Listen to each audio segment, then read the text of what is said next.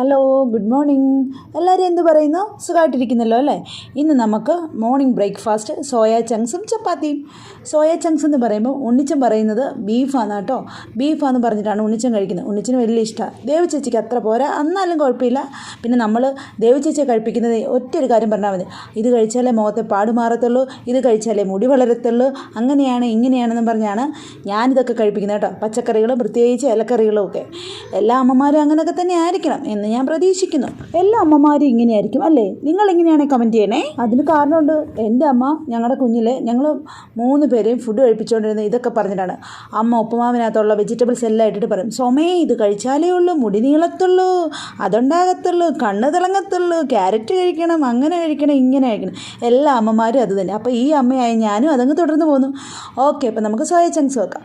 Soya chunks, ഇവിടുത്തെ soya chunks കുറച്ച് വലുപ്പമുള്ളായിരുന്നു. അതുകൊണ്ട് ഞാനതൊന്ന് ചെറുതായിട്ട് കഷ്ണങ്ങളാക്കിയിട്ടാണ് വീണ്ടും മുളകും ഉപ്പും മഞ്ഞൾപ്പൊടിയും കൂടി ഇട്ടിട്ട് ഒന്ന് ജസ്റ്റ് വേവിച്ചെടുക്കും. അപ്പോൾ തന്നെ ഈ സബോള വഴട്ടിയിട്ട് അതിനകത്ത് ഇഞ്ചിയും വെളുത്തുള്ളി ഇട്ട്, ക്യാപ്സിക്കം ഉണ്ടായിരുന്നു, ക്യാരറ്റും ഉണ്ടായിരുന്നു, ഇട്ട് സോട്ട് ചെയ്തിട്ട് മല്ലിപ്പൊടി, മഞ്ഞൾപ്പൊടി, മുളക് പൊടി, പിന്നെ കുറച്ച് മസാലപ്പൊടി അമ്മമ്മ പൊടിച്ച് തരുന്ന കേട്ടോ. അമ്മമ്മയുടെ മസാല ഞങ്ങൾ യൂസ് ചെയ്യാറുള്ളൂ. അങ്ങനെ അതും കൂടി സോട്ട് ചെയ്ത്, പിന്നെ ഒന്ന് സോട്ടായി വരുമ്പോഴത്തേന് ടൊമാറ്റോ ഇട്ട് കൊടുത്തു. പിന്നെ നമ്മൾ വേവിച്ച് വെച്ച് സോയ ചങ്ക്സ് ഇട്ട് കൊടുത്തു. ഒരു സൈഡിൽ കൂടെ നമ്മൾ ചപ്പാത്തി ഉണ്ടാക്കി. അത് അടച്ച് വെച്ച് വേവിച്ച് കഴിഞ്ഞപ്പോൾ സോയ ചങ്ക്സ് റെഡിയായി. നമ്മൾ കുറച്ച് ഡ്രൈ ആയിട്ടാണ് എടുക്കുന്നത് കേട്ടോ. ഇതിൻ്റെ കൂടെ തന്നെ ചപ്പാത്തിയും ഉണ്ടാക്കി. അതേ, എനിക്ക് മോർണിംഗിൽ യോഗ ക്ലാസ് ഉണ്ട്. ചില ദിവസങ്ങളിൽ ഞാൻ മോർണിംഗ് കയറും, ചില ദിവസങ്ങളിൽ ഈവനിങ് സെക്ഷൻ ഉണ്ട്. ആക്ച്വലി ഞാൻ ഓൺലൈനാണ് പഠിക്കുന്നത് കേട്ടോ. ഓൾമോസ്റ്റ് 7 months ആയി.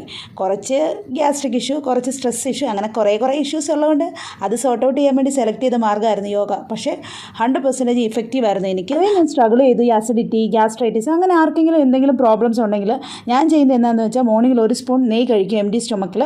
മാത്രമല്ല നമ്മുടെ പഴയകഞ്ഞിയുടെ വെള്ളമില്ലേ, അതിനകത്ത് ഉപ്പിട്ടിട്ട് ഞാൻ കുടിക്കാറുണ്ട്. പറ്റുന്ന ദിവസങ്ങളൊക്കെ കുടിക്കാറുണ്ട്, വെള്ളം മാത്രമേ.